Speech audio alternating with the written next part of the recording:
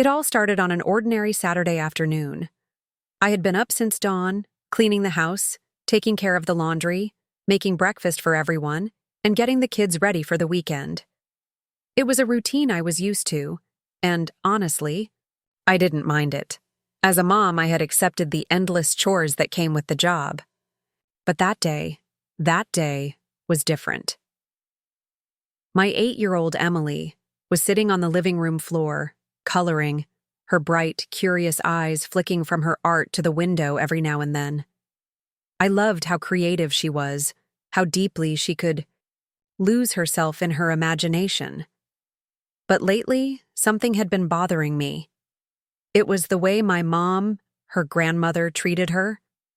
Emily wasn't always the first choice for outings or special moments. In fact, I started noticing that my mom would always take her true granddaughter, Lily, out for fun adventures while Emily stayed behind. Lily was my mom's favorite, a little angel in her eyes. She was everything Emily wasn't: quiet, reserved, well-behaved. Emily, on the other hand, was a handful, always asking questions, always seeking attention. I loved her for it, but it seemed like my mom didn't. That day, it was supposed to be a family outing. At least that's what I thought. But when my mom showed up, she had a different idea. Without so much as a glance at Emily, she said, "I'm taking Lily out to the park for the afternoon. You're okay here, right?" She said it as if Emily wasn't even in the room, her words aimed at me instead of my daughter. I didn't want to make a scene, so I nodded, forcing a smile. But I could see the hurt on Emily's face. She had been hoping, just for once, that her grandmother would choose her. Instead, my daughter was left alone, scrubbing the kitchen floor. I walked into the kitchen to find her on her knees, struggling with the mop, her small hands gripping the handle, trying so hard to clean the floor as if it were her responsibility. She was always so eager to help, but today, I could see it was different. It wasn't just about cleaning. It was about proving something to herself, something she couldn't even articulate yet. I wanted to scream at my mom, to tell her how unfair she was being, but I bit my tongue. I couldn't let Emily see me lose control, not yet. Not when she was already feeling the sting of rejection. I knew I had to protect her, but I also knew that this wasn't something I could just fix with a few comforting words. This was something deeper, something that had been building for years. As my mom drove off with Lily, I stayed behind with Emily, sitting on the kitchen floor beside her. I hugged her tightly, trying to offer some comfort. She looked up at me, her eyes filled with tears, and said, "Mom, why doesn't Grandma like me?" I couldn't answer her. Not yet. But I promised myself, right there, that I would make sure she never felt abandoned again. It wasn't the first time I had noticed it, but today, with Emily scrubbing the kitchen floor while Lily was out enjoying a sunny afternoon at the park, something inside me snapped. How could my mother not see what she was doing? How could she keep doing this to Emily, to the child who loved her so much, who always looked up to her like she was some kind of superhero? I knew I couldn't just ignore it any longer. The way my mom would always go on about how quiet and obedient Lily was, how easy she was to handle, while Emily, with all her energy and big dreams, was treated like an inconvenience. It didn't sit right with me. It never had, but I'd kept quiet. I had made excuses for my mom's behavior. She's old, I told myself. She doesn't understand children anymore. She's just tired. But deep down, I knew the truth. She didn't like Emily the way she liked Lily. I had grown up with my mom being a perfectionist, someone who always expected the best from me and never accepted anything less. I guess that's why I became so determined to give my children a different kind of love. A love where they didn't have to be perfect, where they could be themselves without constantly feeling like they were disappointing someone. But it seemed like my mom couldn't see it. Or worse, she didn't care to. A few days ago, Emily had asked me if we could go to the zoo. She had been talking about it for weeks, drawing pictures of animals, asking me about giraffes and lions. She even saved up her allowance to buy a souvenir. But when the day came, my mom had called and invited Lily to go with her instead. "Do you mind if Lily comes along?" she asked, like it was the most natural thing in the world. She loves animals. It broke my heart to hear it, but I didn't say anything. I told Emily that maybe next time we would go, just the two of us. She smiled, but I saw the disappointment in her eyes. I could tell she had been hoping for something different, but she didn't complain. She never did. She was too kind, too patient. And now, here we were again, Emily left behind, while Lily went on another adventure with my mom. And Emily, still the curious, energetic child she was left with the mop and bucket. I tried to distract her from her feelings of inadequacy. "Emily, you're doing such a great job cleaning. I'm really proud of you," I said, sitting beside her on the kitchen floor. She looked up at me, her face a mix of frustration and hurt. "But why does Grandma like Lily more than me?" she asked, her voice barely above a whisper. I froze. How could I answer her? How could I explain that my own mother had been showing favoritism for years, even before Emily was born? How could I explain the complicated history of their relationship, a history I had spent years trying to bury deep inside? The truth was, it wasn't just about Emily's behavior or Lily's angelic demeanor. It was about my mom's need to control everything around her, to have everything in her life reflect her perfect image. Emily, with her loud laughter, her endless questions, and her sometimes messy personality, didn't fit that image. And Lily, with her quiet smile and perfect manners, was the child my mom could brag about without hesitation. But Emily was a challenge.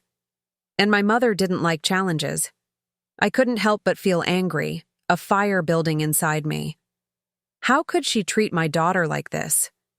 I had spent my entire life trying to make her proud, but I was never good enough. Nothing was ever good enough for her, and now she was doing the same thing to my child.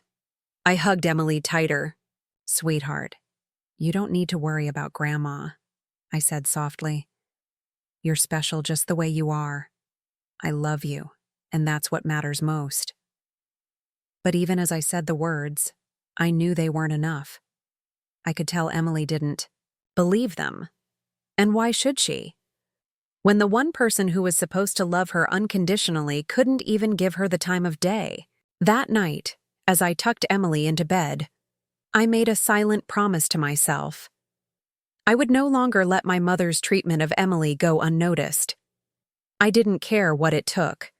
I would make sure she realized what she was doing.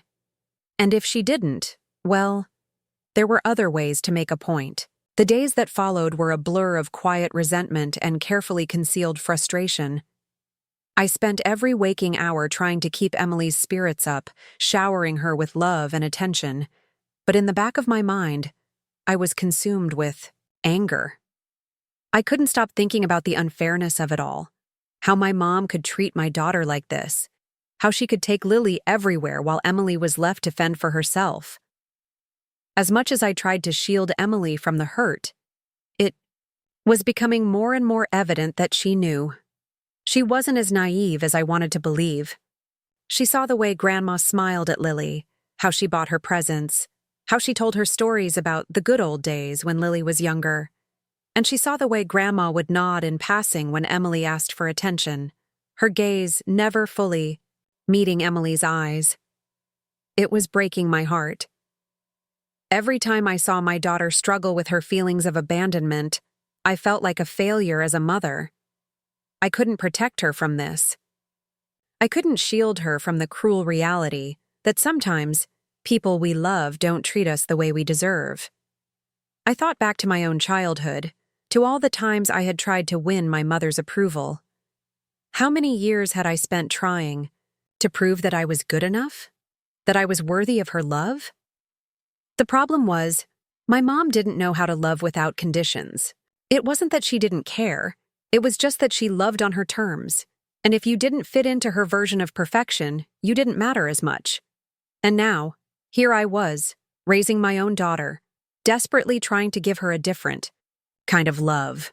A love that was unconditional, that would lift her up instead of making her feel like she wasn't enough. But no matter how hard I tried, my mom's shadow loomed over us. Every time she spoke to Emily like she was an afterthought, I felt that familiar ache in my chest. I wanted to yell at my mom, to tell her what she was doing was wrong, but I didn't. Because deep down, I knew it wouldn't matter. My mom was set in her ways, she wouldn't change. But I couldn't keep letting her hurt my daughter. One evening, after another one of those heart-wrenching phone calls where my mom invited Lily out for yet another special day and left, Emily behind, I decided it was time to take matters into my own hands. I would confront my mom, once and for all. It was long overdue. I called her later that night, my heart pounding in my chest, my hands trembling as I dialed the number. The phone rang for what felt like an eternity, and when she finally picked up, I could hear the surprise in her voice. "Hello? Mom, we need to talk," I said, my voice trembling, but firm. "About Emily." There was a pause on the other end of the line. I could hear her shifting in her seat, probably trying to figure out where this conversation was going. "What about Emily?" she asked, her tone already defensive. "Mom, you can't keep doing this. You can't keep treating her like she doesn't matter. You always take Lily out, always include her, but you never make the effort with Emily. And it's breaking my heart?" There was silence for a moment. I could almost hear her processing my words, and then she spoke. "She's a lot more work, you know. Lily is easy. She doesn't ask for much. Emily is, well, she's different." Different. The word stung, but I pushed forward, my voice stronger now. Being different doesn't mean she's less important. You can't just keep ignoring her, Mom. You can't just keep treating her like she doesn't belong. I could hear her sigh, a sound that was so familiar to me. It was the sound of her giving up before even trying. Look, I didn't mean to hurt her. I don't know how to handle her sometimes. I closed my eyes, trying to remain calm. You don't handle people, Mom. You love them. You show them that you care, even when it's hard. Especially when it's hard. There was a long pause, and for a moment, I thought maybe, just maybe, she would finally get it. But then she said something that made my blood run cold. "You know, I never wanted to be a grandmother in the first place. It wasn't part of my plan." The words hit me like a slap across the face. My own mother, the woman who had raised me, had never wanted to be a grandmother? It didn't make sense. How could she say that? "I don't know what to say to that," I whispered, my throat tight. "But what I do know is that Emily needs you. And if you can't be the grandmother she deserves, then I'll have to make sure she doesn't rely on you anymore." The Kai Dio line went silent again, and I realized I had just said something I wasn't sure I could take back. But it was out there now. And maybe, just maybe, it would make her think. Maybe it would make her realize that family isn't just about doing what's easiest. It's about showing up, even when it's messy, even when it's hard. "I'll think about it," she said, her voice barely above a whisper. "I'm sorry." But I didn't believe her. I couldn't. The days after that phone call were a blur. I felt like I had finally said what needed to be said, but the words had left me with an aching emptiness.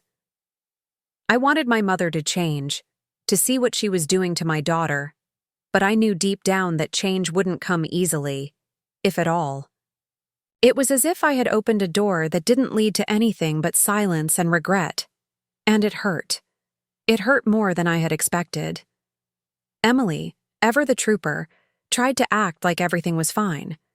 She still went to school with her bright smile and her enthusiasm for life, but I saw it. I saw the cracks. The way she looked at me, almost as if she was waiting for me to make it better. The way she sometimes caught herself asking me, "Mom, why doesn't Grandma want to spend time with me?" It broke my heart into pieces. But the real turning point came on a Sunday afternoon, a day I will never forget. I had just finished cleaning, up after lunch, and Emily was in the living room, flipping through her favorite picture book. She had been asking about going to the park for days, eager to get outside and enjoy the sunshine. I promised her we'd go. Just the two of us. But then the phone rang. It was my mother. "Hey, I'm taking Lily to the mall," she said, almost too cheerfully. "She's been asking to go for a while now, and I thought we'd make a day of it." I could feel my pulse quicken, the anger bubbling up inside me. It was like a switch had been flipped.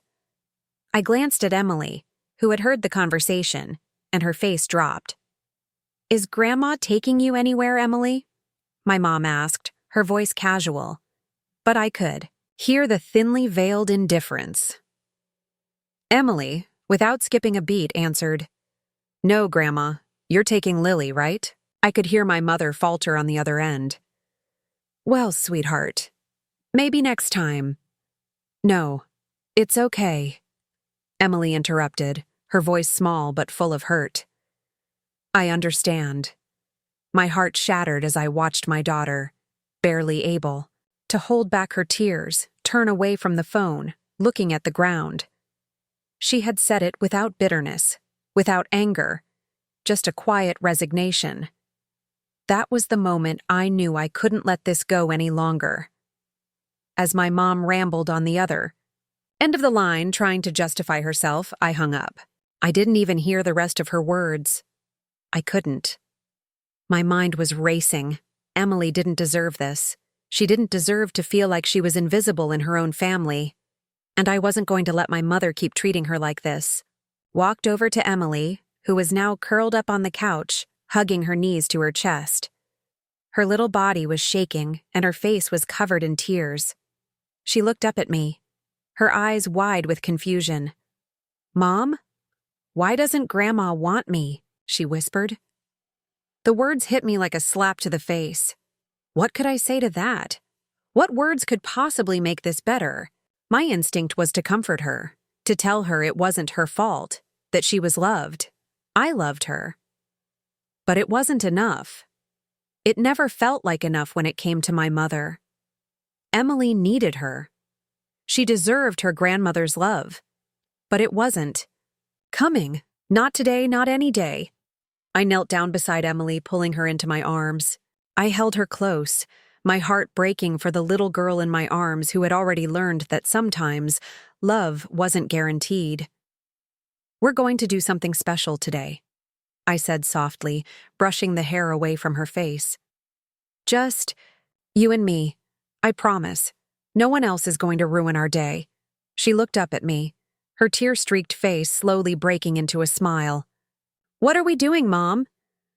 "We're going to the park," I said, "and we're going to have the best time ever." And as we left the house, hand in hand, I promised myself something else. I wasn't going to let Emily feel second-rate. Ever again. Not if I could help it. The truth was, I wasn't going to let my mother tear apart my family, not anymore. It was time for me to stand up, not just for myself, but for my daughter. The days of quietly accepting the hurt had ended. We walked through the park, laughing and playing. I realized something. I didn't need my mother's approval. I didn't need her validation. I was Emily's mother, and I would protect her with everything I had. But I also knew something else. Something deeper. It was time for me to stop waiting for change to come from the people who had hurt me. It was time to take matters into my own hands. I couldn't shake the feeling that I had reached my breaking point.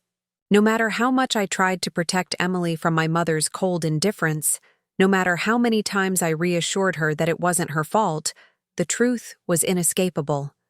My mother didn't see her. And worse, she didn't seem to care. Had promised myself I would do whatever it took to stop this cycle, to make sure Emily never felt like the invisible child in the room again. But that meant I had to confront the source of all the hurt, the person who had caused all this pain. It wasn't going to be easy. I knew my mom was stubborn, and I knew that this conversation could easily tear apart what little was left of our relationship. But I didn't care. Emily's well-being was at stake, and I wasn't going to stand by and watch her suffer in silence anymore. The day of the confrontation arrived, and I had spent the entire morning preparing for it. My hands were shaking as I dialed my mother's number, a knot forming in my stomach. I had no idea what she would say, but I knew this conversation had been a long time coming. When she picked up, there was an unfamiliar silence on the other end of the line. I could hear her breathing, as if she was waiting for me to speak first. She knew. She knew something was coming. "Mom," I said, my voice low but firm. "We need to talk." "I know," she replied, her tone defensive. "I know you're upset with me and No!" I cut her off, feeling my voice rise in frustration. "You don't know. You don't understand what you've been doing to Emily. To us."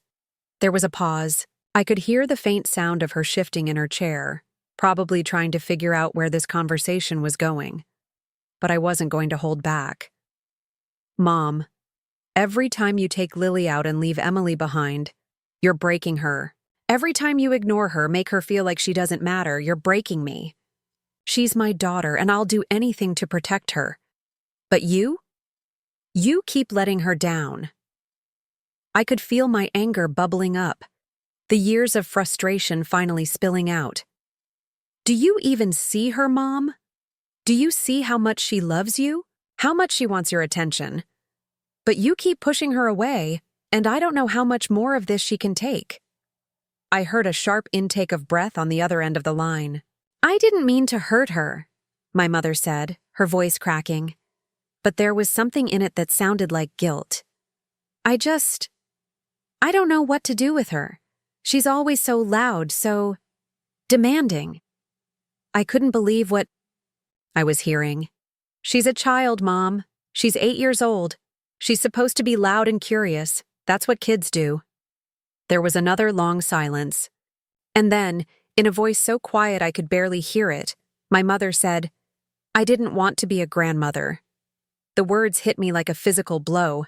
I stood there, holding the phone, stunned, not knowing how to respond. My mother, my own mother, had never wanted to be a grandmother. I had spent my entire life trying to get her approval, and now I was hearing this? I swallowed hard, trying to keep my composure. "What do you mean, you didn't want to be a grandmother?" "I was never prepared for it," she said, her voice tinged with something that sounded like regret. "I thought being a mother was enough. I thought I had done my part, and when you had kids, it wasn't what I expected. I didn't know how to love them the way I loved you. I didn't know how to be that kind of person." I felt the tears welling up in my eyes, but I blinked them back. This wasn't about me anymore. This was about Emily. "You're her grandmother, Mom," I said, my voice shaking with emotion.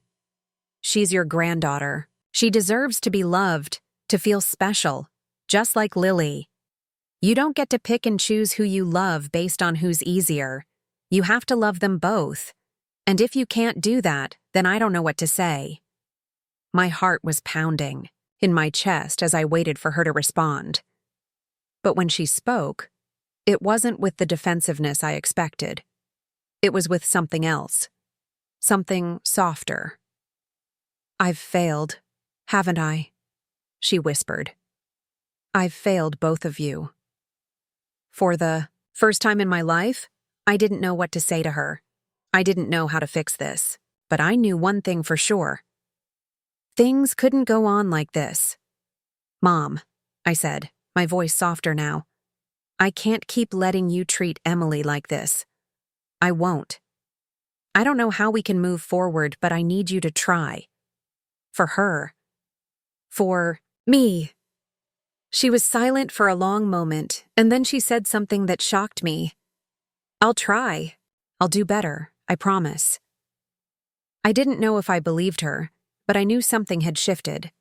There was a crack in the wall she had built around herself, and maybe, just maybe, there was hope. But I also knew that I couldn't wait forever. I couldn't keep putting my faith in someone who had let me down for so long. I needed to protect Emily, and I would do whatever it took to make sure she never felt second-rate again. The promise my mother made that day, that she would try, lingered in the air like an unspoken truce. But deep down, I wasn't sure if I could believe it. After all, how many times had she promised to change, to be different, only to slip back into her old ways? How many times had I silently hoped that maybe this time would be different, only to be let down again? But something had shifted, not just in her, but in me. For years, I had been a passive observer in my own life, trying to manage the fallout of my mother's favoritism toward Lily while silently tolerating her treatment of Emily. I had been a mother, a wife, a daughter, and in all those roles, I had sacrificed pieces of myself. I had thought that maybe if I just gave in, if I just kept quiet and smiled through the hurt, things would somehow get better. But they never did. And now, for the first time, I realized something. It wasn't just about Emily. It was about me, too. I had spent too long trying to please everyone, trying to make up for my mother's lack of affection for Emily. But that wasn't enough anymore. If I was going to protect my daughter, I had to take control. I had to make sure that the pattern of favoritism and neglect ended once and for all. And, in a way, I had to make my mother understand just how much damage she had done. That's when I began to hatch a plan, one that would show her the consequences of her actions. No more pleading, no more begging, no more hoping she'd come around. This time, I was going to make her see things from my perspective, and I was going to do it in the most unexpected way possible. It wasn't a plan that involved any big confrontation. No, I wanted something subtler, something that would make her feel the sting of her own indifference without me having to say a word. I was going to let her come to me, let her realize, bit by bit, that she had pushed us away. It started small. I began to quietly withdraw. I stopped answering her calls immediately. I took longer to respond to her texts. I didn't push for her to see Emily. Instead, I filled our time with activities that didn't involve her, things that Emily and I could enjoy together, things that didn't need her approval. And at first, my mother didn't notice. She didn't understand why I was suddenly distant. But soon she began to ask questions. "Why haven't you brought Emily over for a visit?" she'd ask. Or, "When are you bringing her by? I haven't seen her in a while." At first, I played it off. "We've just been busy," I'd say. "Emily's been working on school projects." But then, slowly, the tension began to build. My mother didn't like being ignored, and I knew she was beginning to feel the sting of what she had done to Emily, to us. The more she tried to justify her behavior, the more I pulled away. And that's when she started reaching out more. One day, she called, her voice tinged with irritation. "You know, I'm just trying to help you out. I don't know why you're making such a big deal about this. Lily is just so much easier to take out. I can't deal with Emily all the time. She's too much for me." That's when I knew it was time. I had been waiting for this moment, the moment when she would reveal her true feelings, the moment when I could finally let her know just how much her neglect had affected us, how much it had hurt Emily.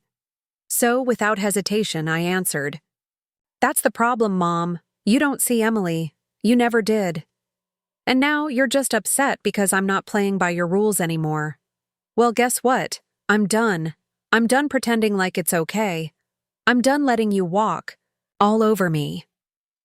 For a long time, there was silence on the other end of the line, and in that silence, I felt something shift. Something had changed between us. I could feel the walls she had built around herself beginning to crack. "I never wanted to hurt her," she said softly, almost as if she was trying to convince herself. "But it's so much easier with Lily." "Easier? So you're telling?" Me, you're willing to give up on your granddaughter because she's not as easy as Lily? My voice was shaking now, but I couldn't stop. What about my daughter, Mom? She's not some afterthought. She's my child, and she deserves better than this. Another long silence. And then, her voice cracked. I'm sorry. I just don't know how to be a grandmother to her. You don't have to be perfect, I said, the words coming out before I could stop them. You just have to be there. For her. For me. For us. That was the moment I knew I couldn't fix this. Not in the way I wanted to. Not by asking her to change, to suddenly become the grandmother I always wanted her to be. But I also knew I didn't need her approval anymore. I didn't need her to validate me or my family. Emily didn't need her to fill the void she had left. I would be enough for my daughter. I was enough, and in that moment I made a choice.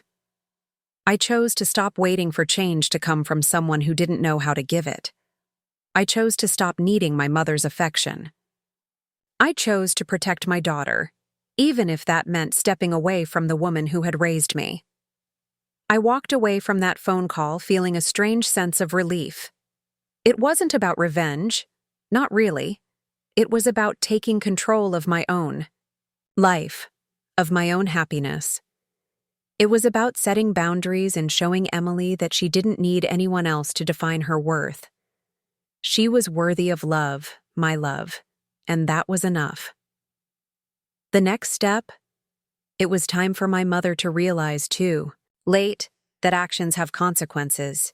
She couldn't just keep picking favorites, not in my family, not anymore. It had been a few weeks since my confrontation with my mom. A few weeks of silence, a few weeks of holding my ground.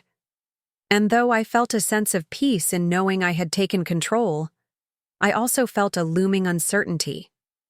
I knew it wasn't over. My mother wasn't the type to just accept things and move on.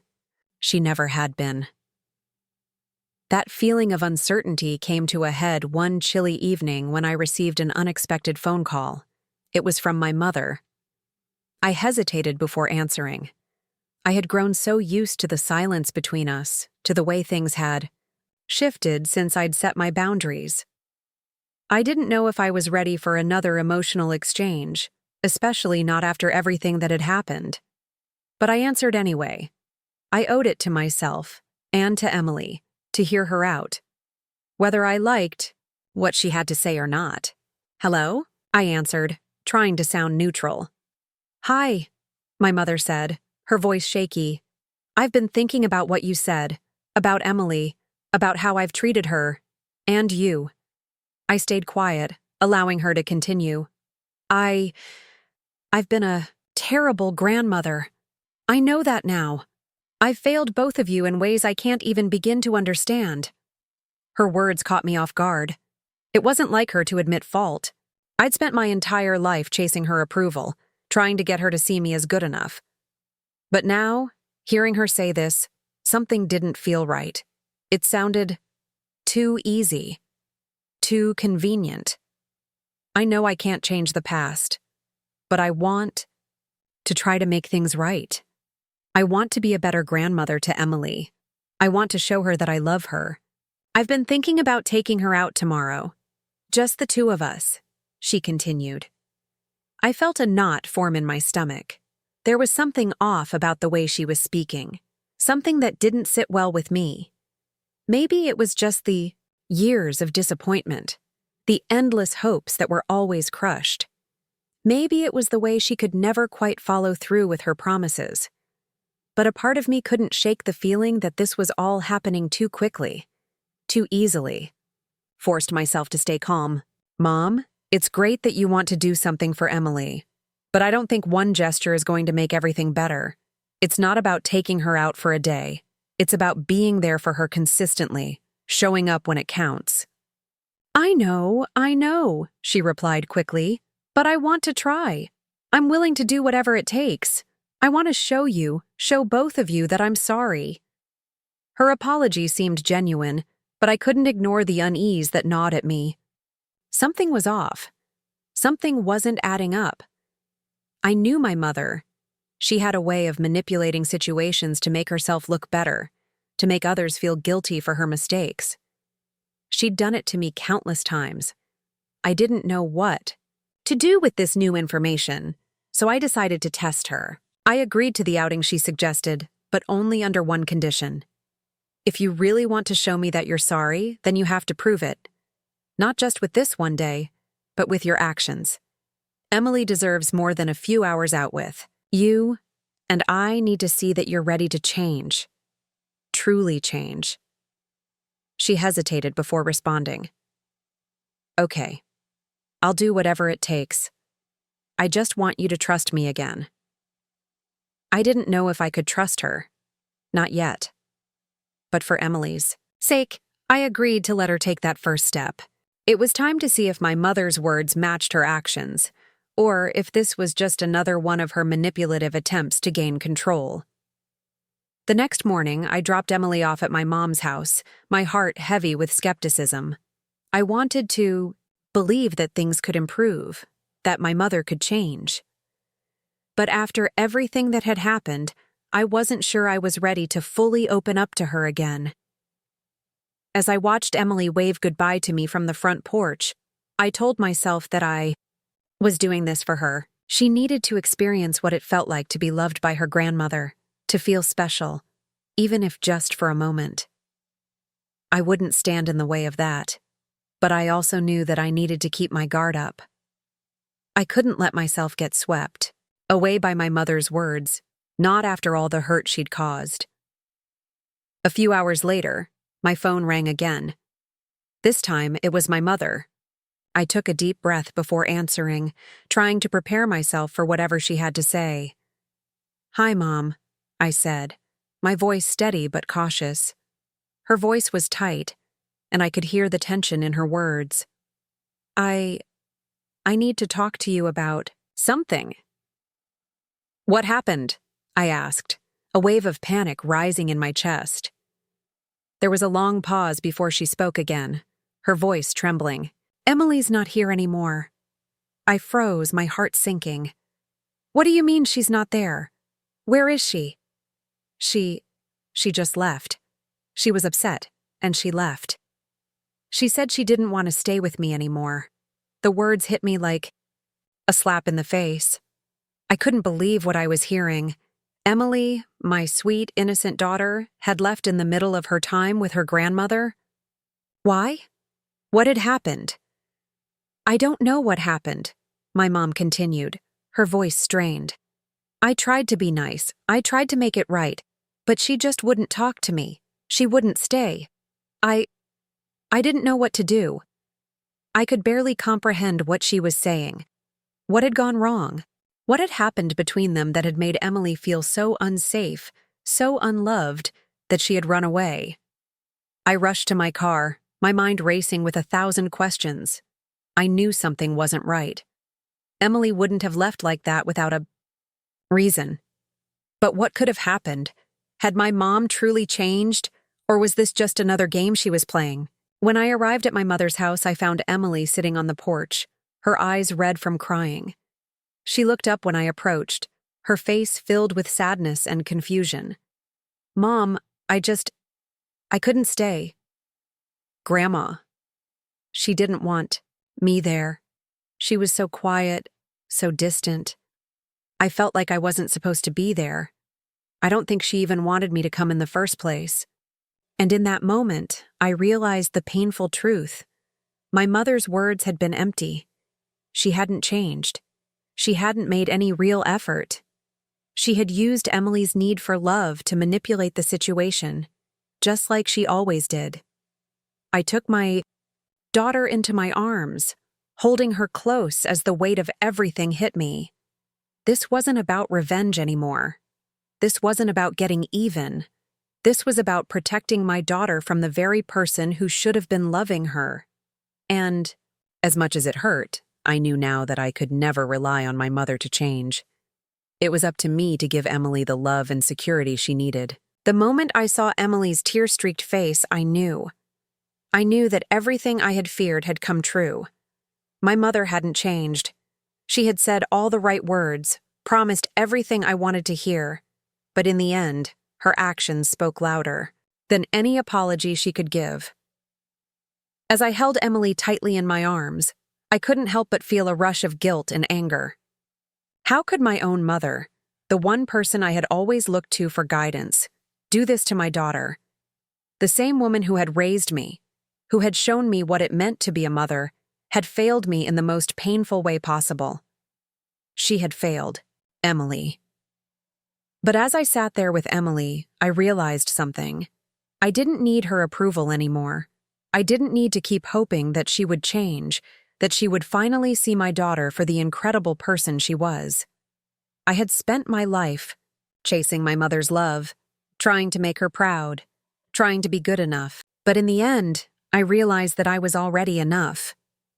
I looked at my daughter, who was quietly resting her head on my shoulder, her small frame trembling with the weight of what had just happened. I didn't have the answers for her, not yet. But I knew one thing. I would always be there for her. I would always be the one to make her feel loved, valued, and seen. That night, as we sat in the living room together, I made a vow. I vowed to never again let anyone, not even my own mother, make Emily feel like she wasn't enough. I would protect her with everything I had.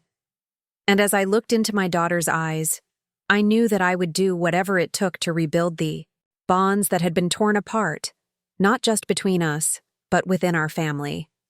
The next morning, I made the hardest decision I had ever made. I cut ties with my mother. I didn't want to. I had spent my whole life trying to fix our relationship, trying to make her understand. But it was clear now that some people just couldn't change, no matter how much you wanted them to.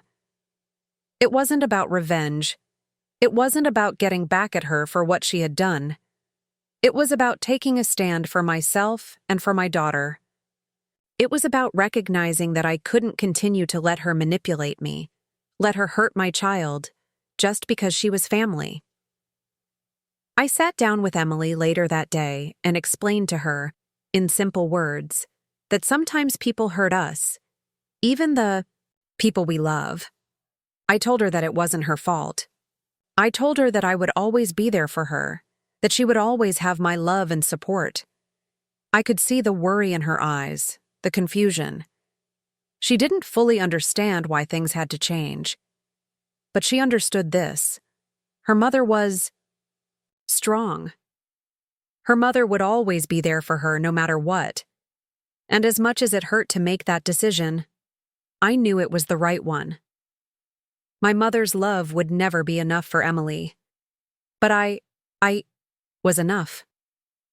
In the weeks that followed, I continued to focus on rebuilding our lives, just the two of us. Emily and I went on outings, just the two of us, creating memories that were built on love, not rejection. We spent days at the zoo, afternoons in the park, and evenings curled up on the couch, reading stories together. I didn't need my mother to validate me, to validate us. I was creating the kind of family that Emily deserved, a family where love wasn't conditional, where we didn't have to earn the right to be seen. It wasn't always easy. There were moments of doubt, moments when I wondered if I had made the right decision. But then I would see Emily's smile, the way her eyes sparkled when she was happy, and I knew, without a doubt, that I had done what was best for her. For us. One day, months later, I received a letter from my mother. It was short and it was simple, but it said more than words ever could. I'm sorry. I see now how much I've hurt you. I can't undo the past, but I'm ready to try and be a part of your lives. I can't ask for forgiveness, but I hope someday I can show you that I'm not the person I was. I held the letter in my hands, feeling a strange mixture of sadness and relief. It wasn't the letter I had hoped for, but it was the one I needed. She had acknowledged her mistakes. She had finally realized the consequences of her actions. But more importantly, it showed me that I didn't need her approval. I didn't need her in my life to feel complete. I sat down with Emily that night, and read her the letter. We talked about forgiveness, about second chances, and about the importance of setting boundaries. We talked about how people can change, but that change doesn't come easy. I told her that I would always protect her, that no matter what, she would never have to feel second-rate again. It was a long road to get to this point. The hurt didn't disappear overnight. The scars were still there, etched deeply into my heart and into Emily's. But as I looked at my daughter, as I saw her laughing and playing without a care in the world, I knew that we had built something stronger than anything my mother could ever offer. We had built a family on our own terms, one that was built on love, not favoritism. One where Emily knew, beyond a shadow of a doubt, that she was enough. And for the first time in a long time, I felt peace.